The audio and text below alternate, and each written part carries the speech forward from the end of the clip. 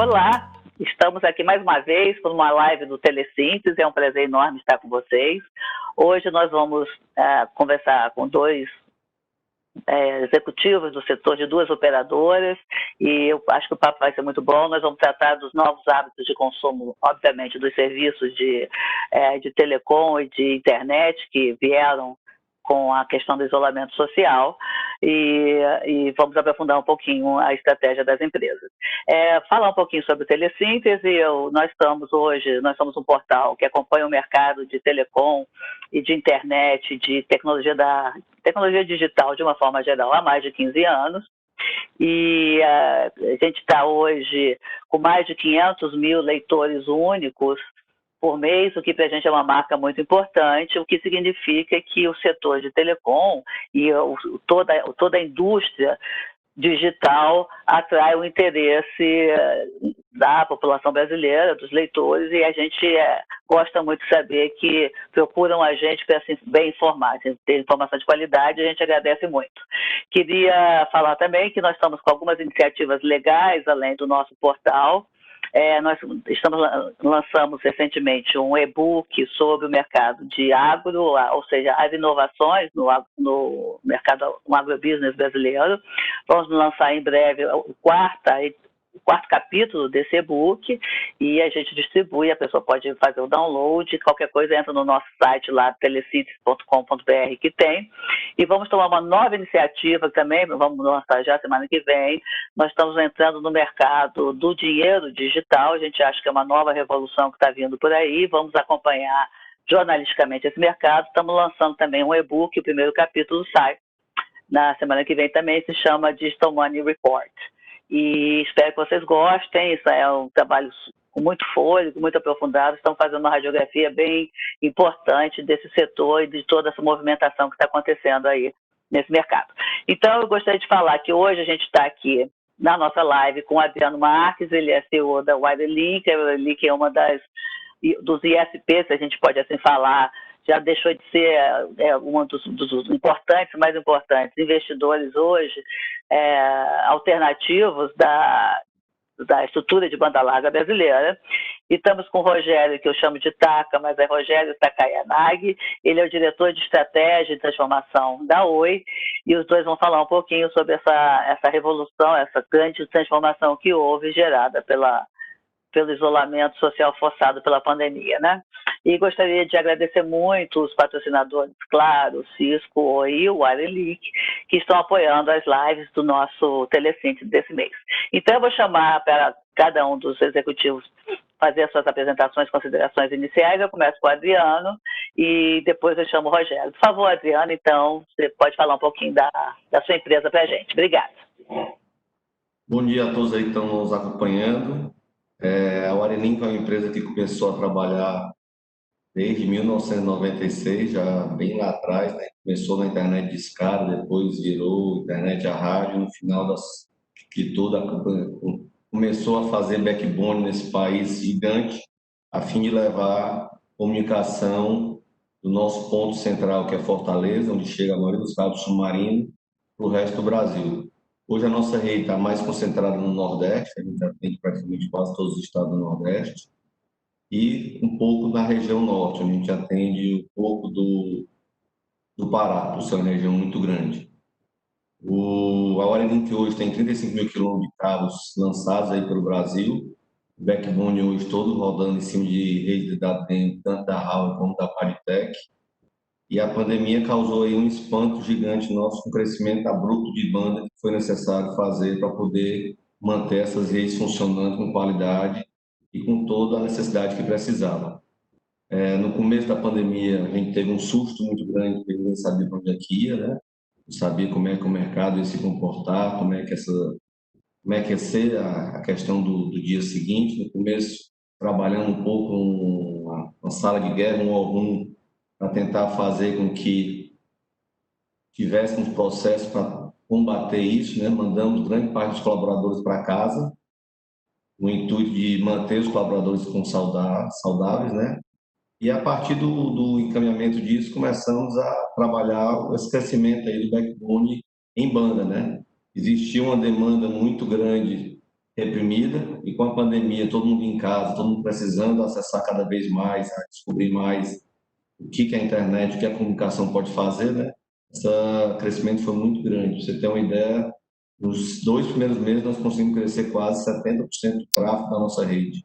É uma coisa bem espantosa para o que a gente estava esperando.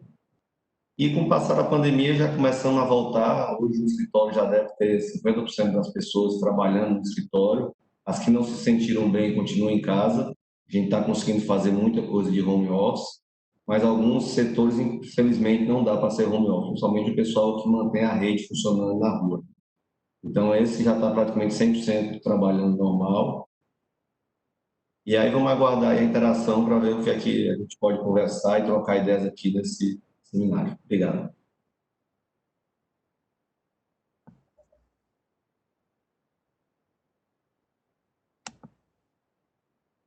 Miriam, acho que você está no mudo.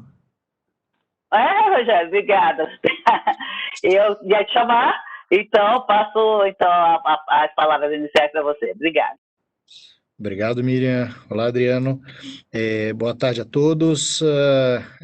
Meu nome é Rogério Takanagi, como a Miriam falou, apelidado de Taka, já incorporei o apelido no setor. Sou diretor de estratégia e transformação da Oi. Para quem acompanha mais de perto o setor, a nossa companhia está passando por uma transformação gigantesca que já tinha o seu desafio por si só, independente da pandemia, a pandemia veio ter um impacto de aceleração do processo como um todo, né? A Oi, que talvez seja a operadora, talvez não, é a operadora no Brasil com a maior presença geográfica e com uma infraestrutura bastante ampla, é uma empresa que está nesse momento em recuperação judicial, né? Acho que resultado de alguns vários anos de subinvestimento, e agora com o crescimento da fibra ótica, a gente tem um processo de reposicionamento completo da companhia. Há uma decisão que foi tomada já no planejamento estratégico lançado no ano passado, de foco total na fibra ótica, né? E para isso, inclusive, com algumas decisões de desinvestimento em algumas áreas de negócio. Essa decisão estratégica se provou correta. Acho que os resultados hoje começam a aparecer, uma aceleração exponencial do negócio de fibra ótica, uma melhoria de todos os indicadores operacionais, e eu acho que até um suporte por parte dos investidores, dos credores, desse novo plano, da nova estratégia. Agora, além do ajuste estratégico e da própria transformação da companhia, a gente tomou a decisão importante de separar a empresa em dois grandes modelos de negócio, né? Um que é o negócio de cliente, que naturalmente tipicamente, na maior parte das empresas de telecomunicações, é o que acaba drenando muita atenção da gestão e principalmente num setor bastante competitivo. E um outro, que talvez seja uma das partes mais interessantes para essa nossa conversa de hoje, em particular com o Adriano, é uma empresa de infraestrutura neutra, né? Então, estamos aguardando a nossa Assembleia Geral de Credores, que deve acontecer agora no início de setembro, para formalizar essa estratégia, mas o intuito é garantir que uma empresa neutra possa se capitalizar, ou seja, possa acessar o mercado de capitais para poder financiar uma aceleração muito importante no investimento para a construção de redes, otimização e aumento de capacidade das redes de fibra ótica, mas também para atender de forma neutra todos os operadores do Brasil, não só a própria Oi, mas as outras grandes empresas de telecomunicações e os ISPs, como por exemplo a Wirelink. Essa mudança filosófica, eu acho que é bastante importante, essa mudança estratégica, né? Eu acho que muito dos provedores cresceram no Brasil adentro, principalmente conseguindo atender uma população que não estava sendo atendida, né? E, de certa forma, a Oi acabou sofrendo bastante, talvez tenha sido um dos principais donors de clientes para os provedores, né? Com essa separação, eu acho que garante também não só essa capitalização que eu falei no início para poder acelerar o investimento, mas também do ponto de vista comercial, uma independência para poder atender os provedores, ou seja, não há nenhum tipo de disputa concorrencial, ou seja, a empresa neutra vai poder atender todo mundo, o que vai ajudar muito os provedores regionais a aumentar sua capacidade. Então, em eventos como esse que o Adriano estava discorrendo, a empresa de infraestrutura vai poder rapidamente atender uma necessidade de aumento de tráfego. Acho que a pandemia, de certa forma, para o setor de telecomunicações, como a gente tem visto, tem sido um dos setores mais resilientes, né? E talvez porque ele ofereça o que é fundamental agora em todo tipo de atividade e mesmo na vida pessoal das pessoas, que é conectividade, ou seja, no isolamento, todo mundo em casa, as pessoas precisam de conectividade para o entretenimento, para o trabalho, para a educação, para a saúde, né? E nós, como operadores de telecomunicações, conseguimos prover exatamente isso. O que, obviamente, tem seu lado positivo, seu lado de desafio, mas, antes de tudo, chama a todos nós a enorme responsabilidade que esse setor tem com o país, né? Então, a gente não pode deixar a peteca cair, temos que garantir que a conectividade funcione bem, para que a gente consiga sair do outro lado como país, para retomar a economia, né? E segurar a saúde e a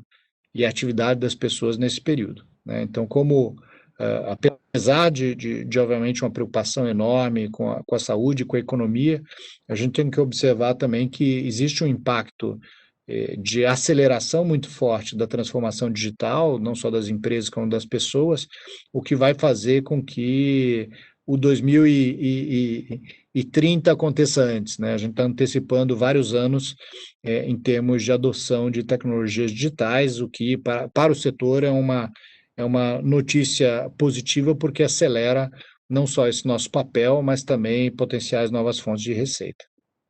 Acho que a nossa discussão aqui vai gerar bons temas em torno disso. Com certeza, tá? Então, vamos então começar o nosso bate-papo. Acho que as introduções já deram para dar uma esquentada. E eu, na verdade, eu tenho uma dúvida. Todo mundo quer dizer, todas as empresas com quem a gente conversou até agora realmente apresentaram um incremento sensível de tráfego nesse período, né? E eu tenho uma dúvida, assim, talvez eu acho que talvez tenha fazendo uma avaliação errada, mas não é um pouco uma contradição, porque houve efetivamente fechamento de muitas corporações físicas, né? As empresas, todos os seus funcionários, de uma forma geral, foram para home office, e, enfim, então aquele prédio lá foi desligado, foi não usado, dos clientes que não são telecom, né? Como é que a gente explica o incremento desse tráfego? O que é? São novos serviços ou o fato de se ter ido para a ponta, para home office, enfim, acabou aumentando demasiadamente o consumo de dados? Como é que se explica esse sensível incremento no tráfego de dados, de todos os operadores de telecom estão sentindo isso? Como é que vocês avaliam isso? Quem quer começar, Adriano? Posso começar. Eu acho, Miriam, que uma das coisas que fez com que esse incremento fosse bem crescido foi várias coisas, várias ferramentas que existiam à disposição da gente que a gente não utilizou.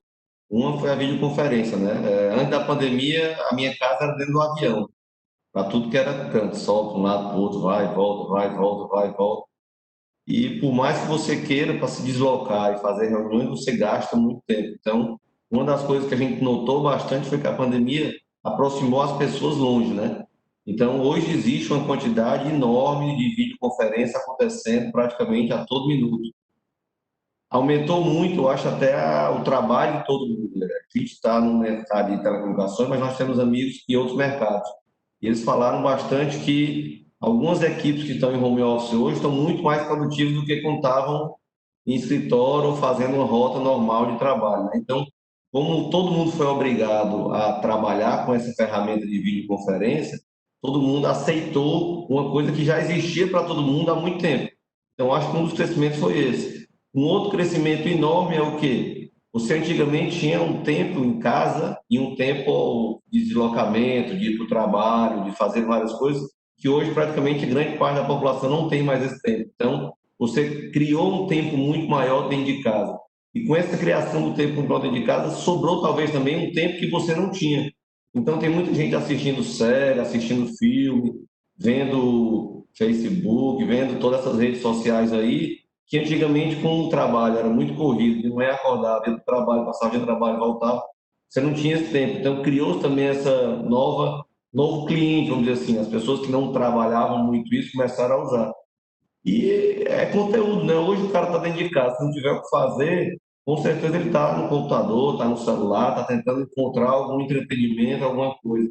Então, eu acho que realmente muitas empresas diminuíram a quantidade de pessoas dentro da empresa, mas todo esse pessoal continuou trabalhando em casa, remotamente, de alguma forma.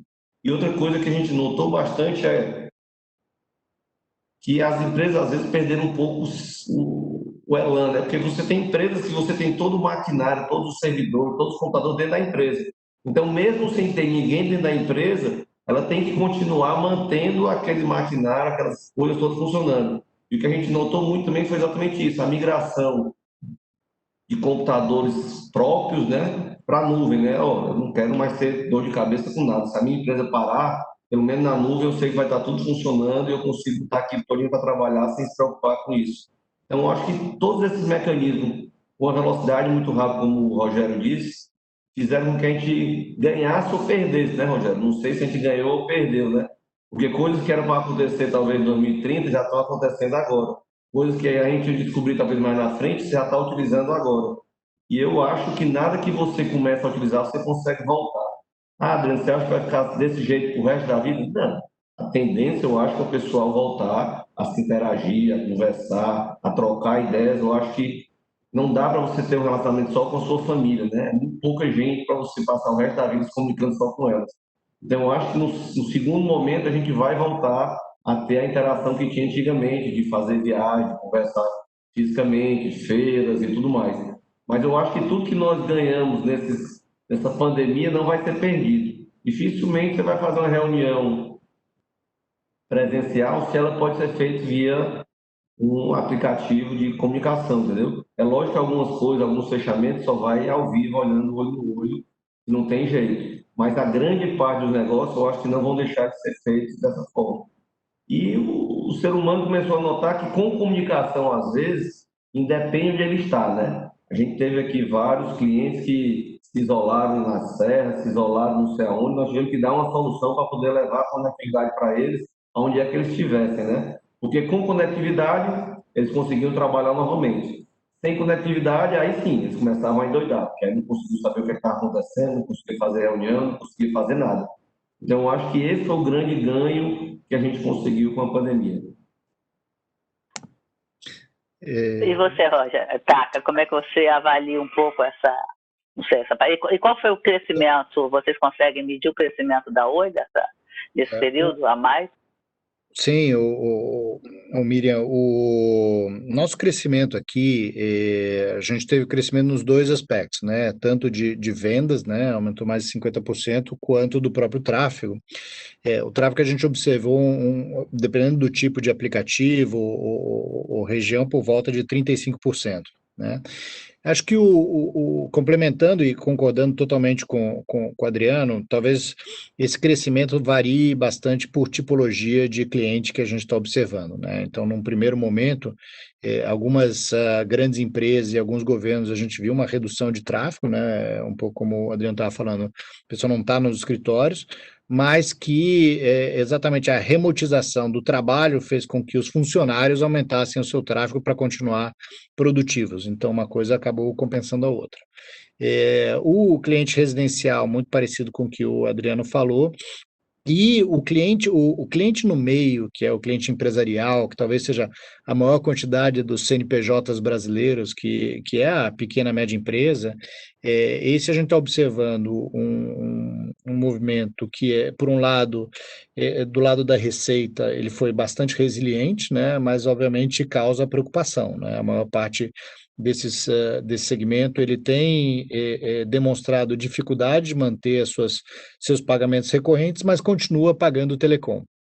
continua pagando o telecom, porque talvez a conectividade seja a única forma deles continuarem os seus negócios acontecendo. Então, muita gente saiu do físico e está no online para tentar continuar vendendo as suas mercadorias. No médio prazo, se isso continuar muito tempo, talvez uma série dessas empresas venham a sofrer, né? Então, a gente observou que, do ponto de vista de inadimplência, a gente não teve um impacto que a gente imaginava, né? Mas que pode ser um ponto de atenção lá para frente.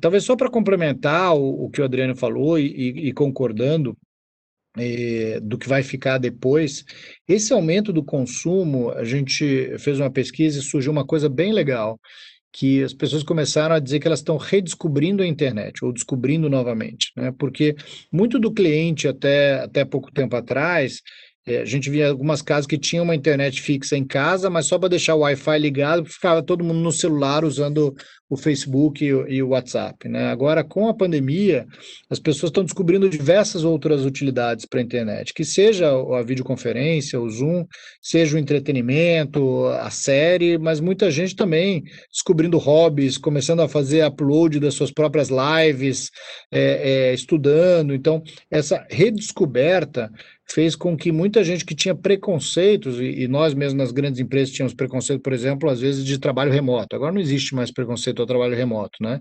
Educação à distância é a mesma coisa. Havia um preconceito, agora todo mundo está meio que tendo que estudar à distância, ou entretenimento, como o Adriano falou.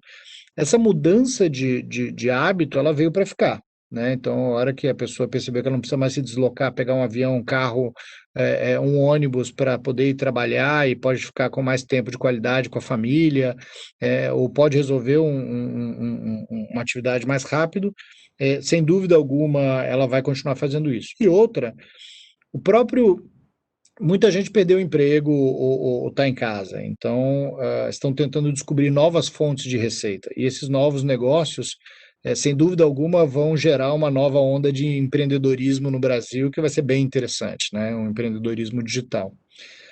Em síntese, a demanda do tráfego, o aumento da demanda veio para ficar, e talvez tenha uma redução na hora que abrir de novo, mas os hábitos vão ficar. E em relação à estratégia da empresa de vocês, como é que vocês estão lidando com a volta ao trabalho? Como é que está? O Adriano falou que 100% da sua equipe de campo já está em campo, né? Da rede já está em campo.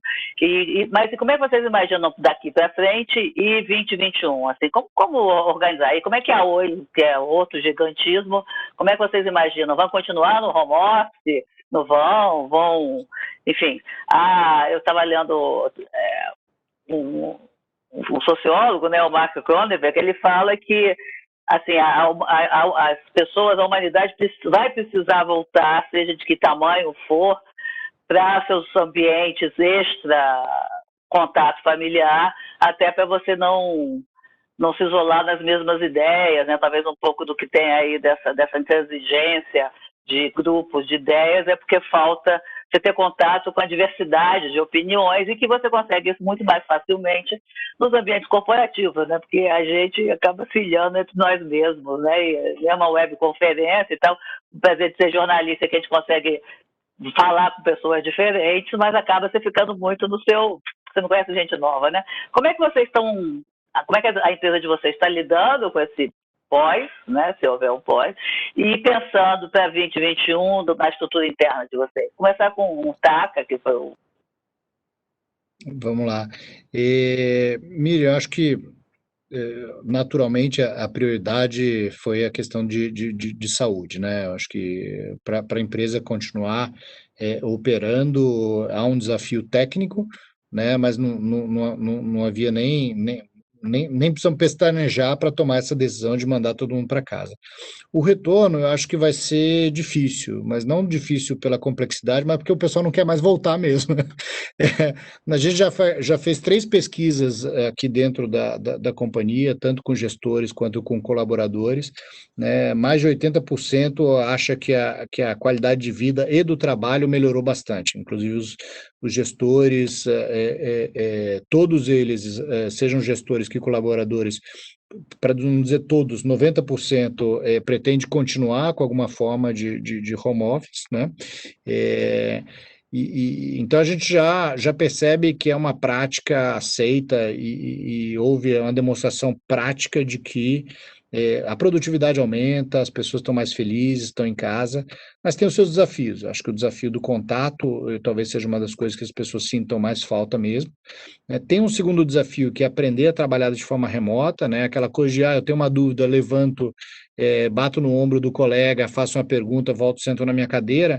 Agora você tem que marcar uma reunião. Então, o encaixe dessas reuniões em série está fazendo com que as pessoas tenham que trabalhar mais horas. Isso é um ponto que precisa ser endereçado, né? Coisas que antes eram resolvidas numa conversa de 2 minutos ou num café, agora vira uma reunião. Então, essa disciplina, ou a forma de trabalhar precisa ser repensado.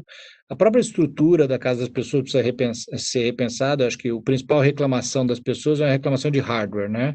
Eles dizem que a cadeira é muito desconfortável. Eu falo assim, eu trabalharia melhor em casa se eu tivesse uma cadeira melhor. Agora, do ponto de vista de retomada, a gente já entendeu que vai precisar ser um híbrido, né, entre o remoto e o presencial, até porque reconhecendo esses dois aspectos, né, o primeiro, que o remoto funciona e as pessoas gostam e apoiam, né, e o segundo, que há uma necessidade de um encontro físico, né, hoje eu estou aqui no escritório, veio só a diretoria para uma reunião, o resto do escritório está tudo vazio, né? E em para alguns temas, principalmente quando você tem mais discussões, o encontro físico ele é positivo. Então a gente está no mesmo ambiente, todo mundo de máscara, mas você precisa de fazer alguns pontos de contato como esse. Tá? Então, há um plano em discussão na diretoria para o retorno, mas a gente entende que ele vai ser gradual, não só por uma questão de segurança dos funcionários, mas também muitos dos funcionários moram com pessoas que são grupo de risco ou moram com pessoas que estão envolvidas de alguma forma no combate da Covid. Então, quando você vai ver, ou tem filhos que estão na escola remota e não tem com quem deixar as crianças. Então, quando você começa a cortar esses perímetros, sobra realmente pouca gente que poderia retomar ao escritório. Adriano, e com vocês, então, como é que você está imaginando essa, ainda mais que é uma empresa de Fortaleza, né, a sede de vocês é aí, foi um dos primeiros estados, né, que passou a sofrer o efeito da pandemia de uma forma mais intensa, então, a torcida é que vocês estejam conseguindo sair, né, então como é que vocês estão avaliando aí essa questão? O Tata aí falou de maneira certa. Eu acho que o primeiro grande objetivo da empresa foi manter a vida dos colaboradores, né? Não adianta nada a gente ter uma empresa se não tiver os colaboradores felizes e trabalhando. Então, no primeiro momento a gente mandou praticamente quase todo mundo para casa também, mas eu gosto muito do ambiente de trabalho com várias pessoas reunidas. É lógico que hoje nós não estamos trabalhando com 100% das pessoas, até porque não tem segurança para isso, né? O escritório não foi feito para ter uma área muito grande. Então, nós começamos a voltar devagarinho. Hoje, o que nós estamos fazendo é quase sempre manter a metade do grupo em casa e a metade trabalhando no escritório. A gente está fazendo para quem se sente confortável em vir trabalhar. Tem todos esses casos que o Taca disse também, né? Eu tenho um filho, não voltou para a escola, não tenho como mandar. Tem várias coisas que você fica meio que preso e que às vezes é melhor deixar ela trabalhando em casa, produzindo em casa, do que trazer.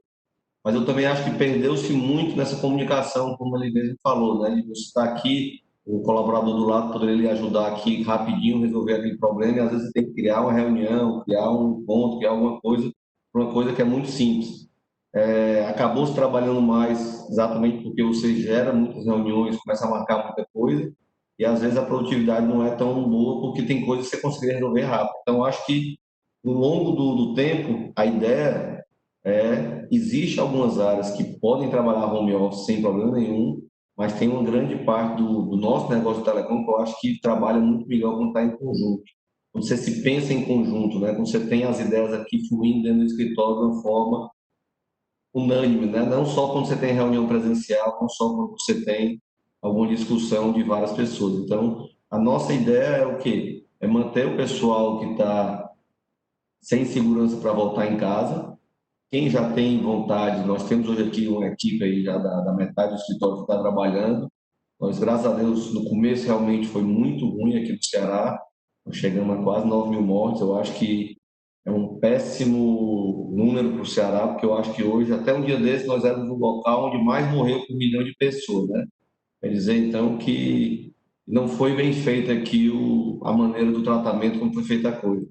Não sei se por conta do aeroporto estava com muitos voos internacionais, não sei se por conta do povo ser muito receptivo e gostar muito de conversar, de estar junto nos locais. Não sei lhe dizer. Hoje eu acho que o Ceará tem uma grande vantagem, que por ter passado por essa primeira parte, hoje a gente nota que já existe uma segurança muito maior. Não vou dizer que acabou aqui a pandemia, mas você nota que a quantidade de pessoas infectadas e de mortes está cada vez menor e acelerando cada vez mais. Então, acho que nós pagamos um preço muito grande no início e agora talvez vamos ter uma saída um pouco mais rápida. Mas eu acho que o grande desafio vai ser exatamente conseguir manter os dois tipos de trabalho funcionando. Eu acho que, da mesma forma que nós falamos na pergunta anterior, tudo que se ganhou nessa pandemia, eu não acredito que vai ser perdido, entendeu? Então, uma das coisas que foi muito bem adquirida foi exatamente esse trabalho remoto. Então, alguns locais que ainda não tinha ninguém, hoje tem gente trabalhando e remotamente, né? Então, ela nem está lá no local, mas é como se ela tivesse locado fisicamente no local e funciona muito bem. Então, eu acho que você tem que aproveitar esses dois lados da moeda. Agora, eu acredito que no futuro aí, com a estabilização da doença, com tudo isso, não volte 100%, mas eu acho que volta uma grande maioria para o escritório, até porque esse ambiente de trabalho é muito enriquecedor até para as próprias pessoas. Você em casa, mais uma vez, você vai ter várias reuniões de vídeo, várias coisas, mas você não tem aquela interação com várias pessoas ao mesmo tempo, onde todo mundo discute, né? Quem está fazendo muito videoconferência entende que é desse jeito, né? Eu falo, vocês ficam calados, depois vocês falam, eu fico calado e assim por diante. Enquanto que numa reunião, muitas vezes, vários falam ao mesmo tempo e é onde as discussões existem e onde existem ideias novas e boas. Nem sempre as ideias novas e boas saem só de conversas mais simples, né? Então, eu acho que a tendência é trazer exatamente como o sociólogo você disse aí, né? Tem que existir os laços fortes, que é o da família, mas os fracos são importantíssimos para poder desenvolver toda a equipe, toda a empresa. Tem uma provocaçãozinha aqui de um espectador. Ele mandou uma, depois eu vou mandar para vocês que eu não consigo. Ele mandou uma matéria do Wall Street Journal, que saiu há pouco tempo, que fez uma pesquisa com empresas norte-americanas, e o título é: afinal, as empresas começam a achar que o trabalho remoto não é assim tão bom. Aí elas constataram que a colaboração é mais difícil, que treinar os novos trabalhadores é uma luta do ponto de vista de trazer gente para se incorporar à filosofia da empresa, que, enfim, são grandes empresas que foram entrevistadas pelo Wall Street e acham que talvez essa questão do home office não seja tão sustentável. E aí, enfim, vocês acreditam que não, tem uma outra realidade. Aí a minha pergunta é: diante de controvérsias como essa, como planejar a rede de telecom para o ano que vem? Assim, confirmando que a tendência é de que se volte paulatina, apesar das preferências e tal, como é que vocês se organizam para planejar uma rede, essa rede, qual é a demanda que vocês imaginam? Vamos lá, Zé.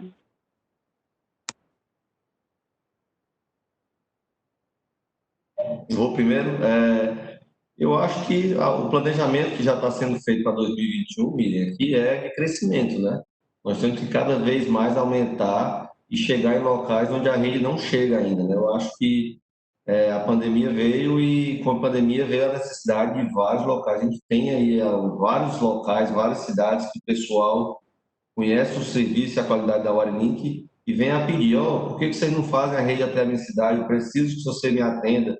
O serviço que eu tenho hoje aqui não está me atendendo, eu não consigo crescer, o fornecedor não consegue aumentar a minha necessidade de banda, eu estou deixando de vender porque eu não consigo mais instalar, porque eu não tenho mais banda para vender. Então, eu acho que 2021, assim como 2020 está sendo uma surpresa, eu acho que vai ser um ano aí de crescimento e de aceleração. Cada vez mais a gente consegue enxergar que nós estamos fazendo a corrida pela comunicação de uma forma muito mais rápida do que ela vinha anteriormente. Você andar 3, 4 anos atrás, você vê que a quantidade de rede criada, a quantidade de cidades atendidas por fibra ótica, ou até mesmo com celular, era bem menor. Você não tinha essa comunicação que você tem hoje. E a tendência é que o mercado de telecomunicações tem uma regra muito simples: quem chega primeiro bebe água limpa e não tem jeito, vai beber a melhor água.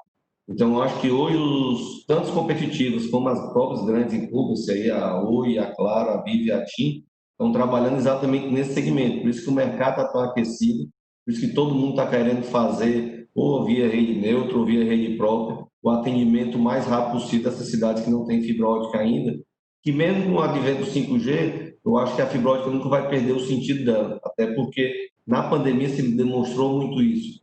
É um meio que consegue levar muita informação sem muito problema. Uma vez a estrutura feita, você consegue atender bem as residências, as casas, tudinho com essa estrutura. Já já nós vamos entrar no debate sobre o mercado com a rede neutra, que eu estou doida, mas acabando um pouco essa avaliação do comportamento. Taca, você acha que é a contradição? Enfim, como planejar uma rede, enfim, apostando que tudo volta, não volta, com base nessa, por exemplo, nessa matéria do Wall Street? Antes de tudo, acho que não há uma contradição, né? Eu acho que, principalmente sobre esse assunto em particular, não tem preto e branco, certo e errado, né? Como quase tudo na vida, a verdade está no meio. Acho que são poucas as empresas que você tem uma estrutura para operar 100% remota, né? E talvez o que a gente está descobrindo na pandemia é que dá para trabalhar muito mais remoto do que a gente imaginava antes. Então, uma coisa que a gente tem certeza que vai aumentar o percentual dos trabalhadores que vão trabalhar à distância, ou pelo menos uma parte da semana, tá? E isso para as redes de telecomunicações tem um impacto, obviamente, de puxar mais capex, mas sem dúvida alguma tem uma oportunidade de receita, tá? E acho que o primeiro nome do jogo é um pouco o que o Adriano falou, passa por capilaridade e fibra, né? Então tem que levar fibra para todo lugar, e isso é uma demanda latente. A penetração de fibra ótica no Brasil ainda é relativamente baixa, né? Então tem uma oportunidade muito grande de construções de rede e, como o Adriano falou, quem chega primeiro bebe água limpa, né? Então tem vários empreendedores que já estão olhando isso, ou private equity ou empresas. E o segundo, quando você fala com uma grande telco como a Oi, é o reconhecimento que você não vai conseguir chegar em todos os lugares, né? Então, uma das formas de acompanhar esse processo é exatamente atender clientes como a Wirelink, né? Ou seja, vão ter várias cidades que a gente não faz sentido e provavelmente a gente não tem capacidade financeira em chegar em todos os lugares, mas há uma demanda por transporte, né? Ou seja, quando o Adriano estava lá, você podia chegar na minha cidade, por que não oferecer o transporte e aí um provedor local consegue atender. Então, a tua pergunta, como a gente pretende se planejar, eu acho que naturalmente continuar acelerando o FTTH, mas talvez um item que é mais estruturante, mais importante para nós nesse momento é o core da rede. Ou seja, toda essa rede de transporte, ela tem que ser pensada 2, 3 anos antes da demanda, né? E agora a gente queimou a largada aí de alguns anos, então a gente precisa continuar acelerando o reforçamento, o reforço do core, para poder suportar o aumento do tráfego, seja que venham dos nossos clientes, seja que venham dos clientes, né, dos provedores. Então, vou começar um pouco com a provocaçãozinha de mercado. O Wirelink, a base da atuação da empresa é fornecer backbone, fornecer capacidade para os seus clientes, né? Ela teve a coragem de fazer backbone no norte, foi para o nordeste, está vindo aqui para as grandes regiões.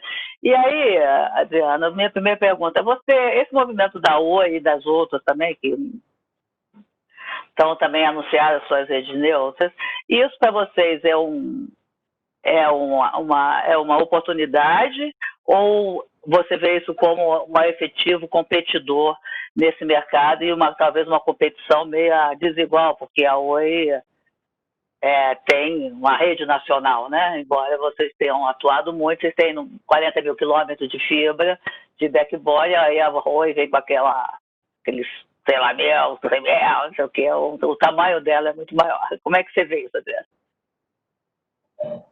Miriam, nessa brincadeira aí da Oi, da Wirelink, a gente brinca muito que a gente é a formiguinha e a Oi é o elefante grande, né? Mas eu acho que o mercado tem para todo mundo. Eu acho que o mercado de telecomunicações, mais uma vez, se mostrou, como o Rogério disse, de uma necessidade muito grande, onde A Oi sozinha não vai conseguir atender, a Vivo sozinha, a TIM, a Claro, nem as várias PPPs pequenas como a Orelin que existe no mercado, sozinho você não consegue atender todo mundo. Então, eu acho que o grande diferencial que a Orelin tenta trabalhar é exatamente em estar sempre em concordância com os parceiros e concorrentes. Então, hoje a gente não vê a Oi como concorrente, como eu não vejo a Vivo, como eu não vejo a TIM, como eu não vejo os pequenos provedores que às vezes fazem o que a gente também faz. É muito mais uma questão de respeito de mercado e trabalhar para o fim comum, que é levar a comunicação para a ponta, para o final. Eu acho que nós temos que trabalhar aqui, todas as operadoras de telecomunicações, é muito mais em tentar melhorar a qualidade de telecomunicações para a população. Eu acho que se a gente conseguir levar telecomunicações de boa qualidade para o Brasil como um todo, por ser um país grandioso, quinto maior do mundo aí em territorialidade, já é um desafio gigantesco, eu acho. O governo tem que ajudar, vários, tem que ser feito várias coisas, porque existe ainda muitos locais, como o Rogério está dizendo, que não tem comunicação. A gente chega em alguns locais ainda que realmente a comunicação é bem precária. Então, eu não vejo assim a Oi como um concorrente maligno. Concorrente ela é, porque nós estamos no mesmo mercado. Mas é muito mais, ela vai ter os clientes dela, vai ter a desenvoltura dela, ela está acordando aí um pouco para ver o que vai fazer. Nós já estamos nesse mercado de transporte há bastante tempo, é o que a gente se especializou em fazer e o que a gente está tentando fazer. Agora, é claro, a minha quantidade de investimento é bem menor do que a dela, mas nós estamos procurando fundos, estamos procurando parceiros, procurando concorrentes aí para tentar até fazer fusões e aquisições no intuito de cada vez mais aumentar a capacidade da rede, aumentar a qualidade do serviço e tentar entregar um serviço de qualidade na ponta. Então, acho que respondendo um pouco a sua provocação, acho que a Oi é uma concorrente, mas se não fosse a Oi, seria outra. Então, não tem muita diferença. Eu acho que o mercado é para todos e a gente tem que trabalhar para tentar fornecer um serviço de qualidade para o cliente, que é isso que vai manter o cliente na nossa rede, e não nada mais diferente. Ô, Taka, e aí eu faço uma outra provocação para a Oi, que é a seguinte: há 3 anos atrás eu fosse ouvir falar, ou publicasse uma matéria que as operadoras estão propondo rede neutra, alguém ia achar que eu estava maluca, porque até pouco tempo atrás havia, no mundo inteiro, havia uma resistência muito grande de você fazer uma rede que não fosse sua, proprietária, da rede de fibra que eu falo, né? Porque os investimentos eram muito altos. Aqui no Brasil se defendeu o feriado regulatório por muito tempo, para o investimento de fibra e tal. A minha pergunta é, Tata, o que mudou? Por que as 3 grandes agora vieram defender rede neutra? É porque falta grana? O que é? Vamos lá, eu acho que faz uns 8, 9 anos que eu gosto dessa tese, mas enfim, eu concordo contigo que era uma tese que, para um setor que sempre foi gerenciado por financeiros e engenheiros, é difícil você largar o osso, né? Um elemento que para você sempre foi crítico para a sua entrega, você dizer que você não vai mais possuir, né? E isso talvez tenha um precedente importante, que é o mercado de torres, né? 15 anos atrás, se você falasse de mercado de torres, operadores de torres, as operadoras tinham ataques, né? Mas era um momento também que no celular a cobertura era um diferencial, né? Não era o cliente. Então, quem tinha mais torres tinha um diferencial competitivo. Acho que o mercado de fibra está chegando num ponto de realização muito semelhante, né? Ou seja, o diferencial aqui é você ter uma estrutura de custo e um serviço bastante robusto, né? E talvez conectando, para tentar ajudar a resposta, conectando na resposta do Adriano, talvez a gente tenha que separar o mercado em dois, do last mile, do varejo e do atacado, né? O varejo é isso mesmo, quer dizer, é a guerra do varejo, quem vende melhor, quem tem o melhor canal de vendas, e nesse mercado tem espaço para todo mundo, como eu falei, o fibra ótica está subpenetrado, tem muito espaço para correr, e quem for melhor vai ganhar mercado. No mercado do atacado, já é muito mais parecido com a torre, quer dizer, se a gente for ver, tem algumas décadas que você tem swap de fibra, né? Eu tenho a fibra aqui, você tem lá, vamos trocar capacidade, vamos nos complementar, né? Então, o atacado tende a ser um mercado mais disciplinado em termos de evitar redundância. Então, acho que a primeira grande palavra é a escapar de redundância. E aí o nosso desafio aqui como rede neutra eu tenho que ser tão eficiente que o meu business case tem que ser melhor do que o Adriano quando ele toma uma decisão. Então ele vai construir uma nova cidade, ele pode lançar aquele cabo, ou ele pode alugar de mim. Se eu for bom o suficiente para atendê-lo, ele vai alugar de mim e botar aquele dinheiro para fazer last mile para atender o cliente dele do FTTH, não vai ficar gastando dinheiro botando poste em rodovia. Mas para isso, obviamente, eu tenho que ter além da escala que você estava se referindo, em que a gente, obviamente, alavanca na sinergia da fibra que a gente já possui, tem que ter uma estrutura de capital muito eficiente, e isso uma rede neutra permite você ter uma estrutura de capital melhor, porque no final das contas, é um fixed income, né? É uma renda mais segura e, portanto, o dinheiro que financia esse tipo de investimento é um dinheiro mais com taxas de juros mais baixas. O segundo você tem que ocupar essa infraestrutura. Se eu construo a rede só para mim, eu tenho um tipo de reais por megabit por segundo. Se eu construo essa rede e tem várias pessoas ocupando, o real por megabit por segundo é menor. Né? Então, a forma de ser uma rede muito eficiente de transporte é tentar buscar essa sinergia, seja no custo de capital, seja na quantidade de pessoas, né, ou de inquilinos nessa rede. Então, a tese funciona.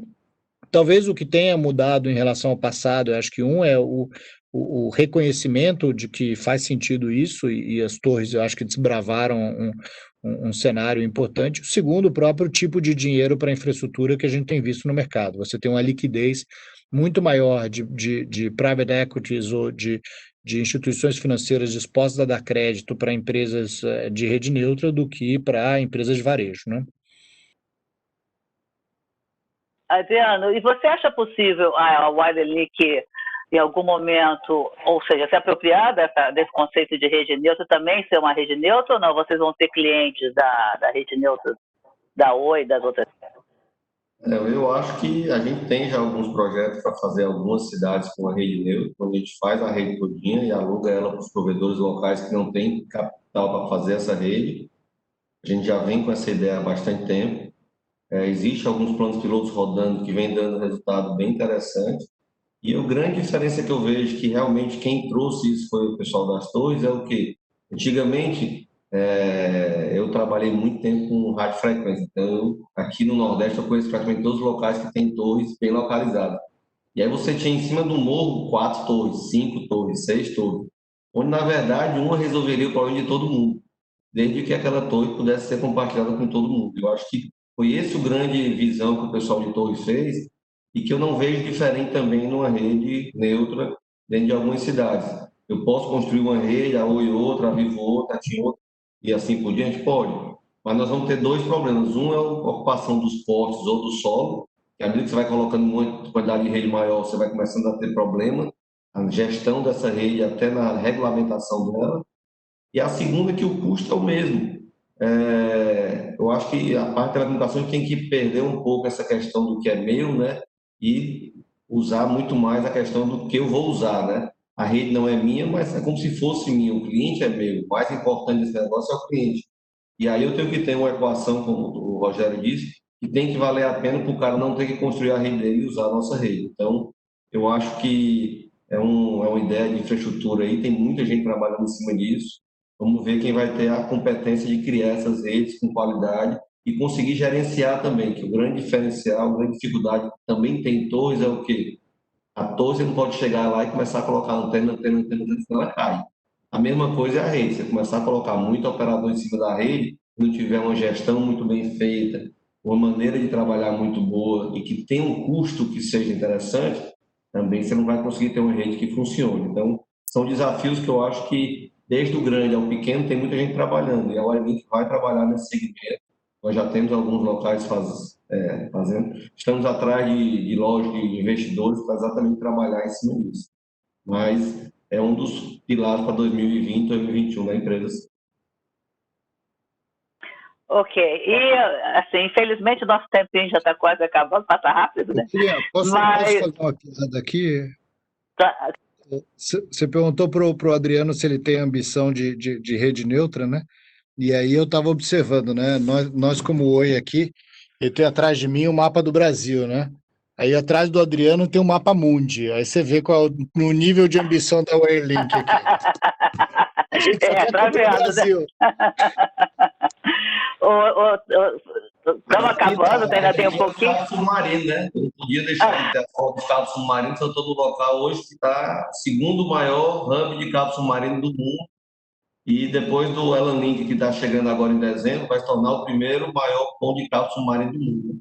Aí, se não tivesse uma foto do cabo submarino, não teria graça aqui. Mas Tá obrigado vendo? aí.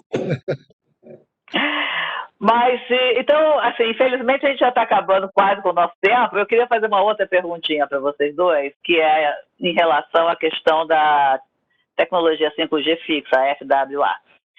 Taka, como é que nessa nova posicionamento da Oi, da vender capacidade, enfim, acelerar o rompesse todo nessa corrida aí para ver quem toma água limpa primeiro? O Brasil ainda tem muito mercado inexplorado. Como é que vocês veem a tecnologia FWA nesse contexto? Vale a pena ir para o leilão para fazer telefonia, para oferecer banda larga fixa pela tecnologia 5G? Queria ouvir o TAC e depois um pouco adiante. Antes de tudo, acho que o 5G vai ser um excelente acelerador da fibra ótica, né? Acho que não existe 5G sem não é nem mais um backhaul, é um front haul, você já está falando de 1 gigabit por segundo na ponta, quer dizer, você precisa de uma capacidade de transporte brutal, tá? O segundo aspecto importante para se ter em mente é que existe um limite da quantidade de megabits por segundo que você coloca no megahertz.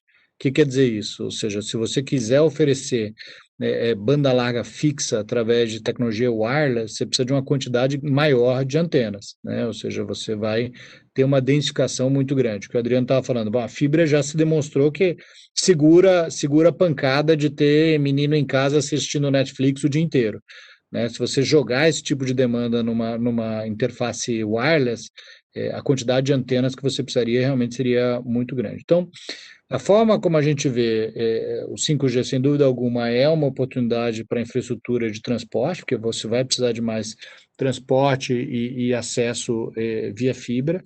O 5G na lógica FWA também ele é interessante como complemento, ou seja, vão ter diversas áreas em que o business plan do FWA vai ficar melhor do que uma fibra, então principalmente áreas que você tem uma densidade menor ou uma distância que precisa ser percorrida importante, em que a construção da rede não se pague. E em alguns outros casos, você vai com FWA antes, desbravando onde tem realmente a demanda, e depois você vai fazendo o offload disso aí com fibra. Em síntese, a gente vê mais como uma oportunidade para a infracompany, para a rede neutra, do que efetivamente para a rede de acesso, mas sem dúvida alguma a gente vê que a tecnologia vai puxar uma nova onda de necessidade de transporte. E você, Adriano, você vê com algum entusiasmo essa alternativa para vocês, na estratégia de vocês, da Wirelink? Sim, nós estamos olhando bastante com bons olhos o 5G, né? A grande preocupação nossa é porque, como o nosso recurso é limitado, a gente está direto batendo lá nos aplicações, tentando achar um pedacinho dessa frequência para que os pequenos possam usar, né? Porque a quantidade de capital que tem que ter para usar como os grandes é muito difícil para o nosso plano de negócio. Eu acho que a gente vai conseguir alguma coisa. A gente tem uma vontade muito grande e até mesmo nosso grande intuito é o quê? É de tentar atender locais onde os grandes operadores não vão querer, né? Então, é quase que usar a frequência no caráter secundário, né? Pô, se a frequência está lá e você não está usando, por que não deixa os pequenos desbravarem e os pequenos atenderem com essa tecnologia, né? Eu acho que é uma tecnologia que vai trazer algumas melhorias. Nem sempre você pode passar fibra em todo canto. Em alguns locais é bem proibitivo. Tem locais hoje que você não pode, não existe postamento, a energia está toda por baixo. Então, você fazer uma rede toda por baixo para atender residência é um investimento que não tem muito sentido. Então, eu acho que faz todo sentido tentar conseguir um pedacinho desse espectro, mas infelizmente o espectro hoje está baixo, o preço parece que vai ficar bem caro, e a nossa ideia talvez seja nem ser uma rede neutra, viu, Rogério? Mas é uma rede de vários operadores, onde todo mundo pode operar em cima da mesma rede. Então, você vai ganhar na sua serviço, na sua propaganda, na sua maneira de abordar o cliente, e a rede vai pertencer, se Deus quiser, a várias empresas aí para poder a gente ter corpo e poder fazer parte do mundo 5G. Bom, vamos ver o leilão, então, se vocês conseguem se organizar, né, e fazer alguma coisa. Mas primeiro precisa ver quais são as regras ainda, né? Acho que ainda vai demorar um pouquinho para a gente entender tudo. Eu queria agradecer muito a vocês, já estamos quase com o nosso tempo estourado, e queria abrir para vocês, enfim, fazer as considerações finais, e aí a gente vai se despedir e infelizmente, a gente pode tocar o papo de novo, acho que o ano que vem, para a gente ver dessas avaliações de vocês, se foi isso mesmo. Acho que o papo foi muito legal, deu para mostrar um pouco como é que vocês estão pensando, a estratégia, e, enfim, que o importante é a gente atender a população brasileira, ter caminhos para que a gente esse fosso digital, ele não cresça, né, que ele diminua cada vez mais. Então, eu comecei com o Adriano, queria que o Taca fizesse suas considerações finais, depois eu passo para o Adriano e aí a gente vai dar uma encerradinha. Eu acho que antes de eu fechar, acho que tem mais comentáriozinho aqui de um leitor, tem dois, então peraí, deixa eu ver. O primeiro falou: parabéns pela iniciativa, Júnior Pedrosa, está elogiando a participação de vocês, muito obrigado. E o outro, deixa eu ver aqui. Olha aqui, tem duas aqui, legal. Então, antes da gente acabar, eu vou fazer a pergunta do espectador.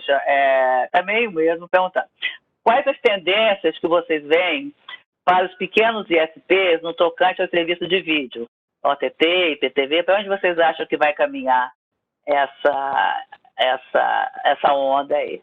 Adriano, você começa, depois o Taca também, que pode falar um pouquinho antes da gente encerrar. Eu acho que os pequenos provedores têm que procurar parceiros para poder entrar nesse segmento. Eu acho que conteúdo é uma coisa que veio e cada vez mais vai ser necessário. Então, você vai ter que ter um parceiro de OTT, vai ter que ter um parceiro de PTV, ou, se possível, fazer a sua própria redente, sua própria estrutura. Mas eu não vejo, eu acho que, do mesmo jeito que as torres, que as redes neutras, eu acho que muito dessa parte de conteúdo você pode procurar parceiros para trabalhar em conjunto. Então, eu acho que o grande trabalho hoje dos pequenos ISPs é tentar encontrar uma plataforma que possa lhe dar esse conteúdo de uma forma interessante e que ele não tenha que desbravar isso do zero, né? Fazer toda a montagem do redende, aprender desde o zero, trabalhar desde o zero. E eu vejo com bons olhos porque é conteúdo. Conteúdo é uma coisa que cada vez mais é necessário na internet e cada vez mais tem mais pessoas produzindo. Então, eu acho que vai ser super necessário, sim. Tá, qual é a sugestão que você daria para os pequenos em relação à questão do conteúdo? Como eles deixam de ser só, né, ofertante de bit para ser ganhar o cliente pelo o Adriano, o conteúdo é uma das formas não só de diferenciação, mas também até para justificar toda a banda que você está entregando, né? Acho que não há dúvida com relação a isso. A gente tem visto uma tendência de modernização regulatória, o que vai permitir com que você cada vez mais veja soluções de canais lineares sobre a internet e provedores indo diretamente para o cliente final. Então vai ficar muito mais fácil esse trabalho dos provedores de alavancar numa coisa que o mercado já está empurrando e vai acontecer independente da vontade dos operadores, né? Agora, conteúdo é uma coisa cara, a plataforma é uma coisa cara e a tendência é muito essa que o Adriano falou, tentar ou se juntar e construir uma plataforma única para vários ou tentar comprar de alguém que já tenha. Então, esse é o tipo de exercício que a gente está fazendo dentro de casa agora, de quanto a gente pode, por exemplo, expandir a nossa oferta e preparar plataformas para oferecer para provedores, porque realmente conteúdo é um item que a escala é crítica. Uma vez eu vi uma avaliação de um consultor falando que talvez, com a mudança tecnológica, pode ser um risco para os ISPs, porque a mudança tecnológica demanda mais investimento. Ela demandou, por exemplo, na 5G acho muito mais caro que a 4G, então isso também se reflete no conteúdo. Essa mudança tecnológica do streaming, dos pacotes, não sei o quê, pode trazer um risco maior para o provedor, porque ele não vai ter capital, então talvez tenha que ter uma saída por aí de outro jeito que consiga fazer com que eles continuem no jogo, né? Uma coisa assim mais Você Ou concorda? talvez o contrário, né, Miriam? Porque assim, hoje quem atua na televisão por assinatura é só grande, né? Hoje os Uhum, únicos que efetivamente conseguem ter uma rentabilidade na televisão por assinatura são os grandes, até um dos motivos, não sei se você acompanhou, a gente tomou a decisão de vender a nossa UPI de televisão uhum, por satélite, né? Quer dizer, temos uhum, quase 1,5 milhão de clientes e não é uma escala suficiente para ser um negócio rentável, tá? Agora, essa nova regulamentação é o contrário. Como as Disneys, Netflix, HBOs estão indo diretamente no consumidor, para um player menor, ele acaba sendo um negócio que você não precisa mais de escala. Você tem que habilitar. O investimento que você tem que fazer, obviamente, é numa CDN para garantir uma boa qualidade de uhum. conteúdo entregue, né? Ok. Você botou no mudo de novo, Miriam. Tá no mudo. Eu já estava com ele aberto, fechei. Eu já estou encerrando, eu peço então para Adriano fazer as considerações finais, depois eu passo para o Taca e as palavrinhas finais, tá? Por favor, Adriano. Queria só agradecer o convite à Telecinte, pela Miriam. Eu acho que a conversa foi maravilhosa. Não conhecia você, Rogério. Foi muito boa a conversa. Eu acho que trocamos ideias boas. Eu acho que o mercado tende a crescer e a Wirelink vai estar aqui sempre tentando fazer essas parcerias com quem precisar para poder fazer crescer junto. Eu acho que o nosso grande intuito é levar a qualidade de comunicação para a ponta. Então, quem precisar de alguma coisa, quem puder ajudar, estamos aqui à disposição. Obrigado aí de novo, Miriam. E obrigado aí, pessoal, pela audiência. Taca, Obrigado, por favor. Adriano. Obrigado, Miriam. Prazer. Vamos conversar, Adriano, que acho que tem negócio para fazer. E acho que realmente o papo foi super bom. A gente está num momento meio único da história das telecomunicações, né? Em que uma pandemia está dando uma acelerada grande na transformação digital. E como eu falei no início, aqui tem negócio, mas também temos uma responsabilidade grande como setor aí para ajudar a impulsionar o país. Então, agradeço a oportunidade de poder falar com vocês. Obrigado, Miriam, prazer, Adriano, e vamos conversando. Gente, então eu quero agradecer muito obrigado ao Adriano e ao Rogério e ao Taca para estar aqui nesse bate-papo, foi muito agradável. E qualquer coisa, vocês entrem lá no nosso site, no telesintes.com.br, para ver as nossas notícias. Se quiser se cadastrar para receber a nossa newsletter, é bem-vinda. E na sexta-feira nós estamos aqui de novo, retomando o mesmo papo. Dessa vez vai ser com quem, meu Deus? De tanta live que eu fico doida. Com Marcelo Rocha, da Zendex, e com Márcio Carvalho, da Claro. E vamos tocar esse papo também. Muito obrigada para vocês e até sexta. Um abração. Obrigadão a todos. Tchau, tchau. Tchau, obrigado. Até mais, tchau, tchau.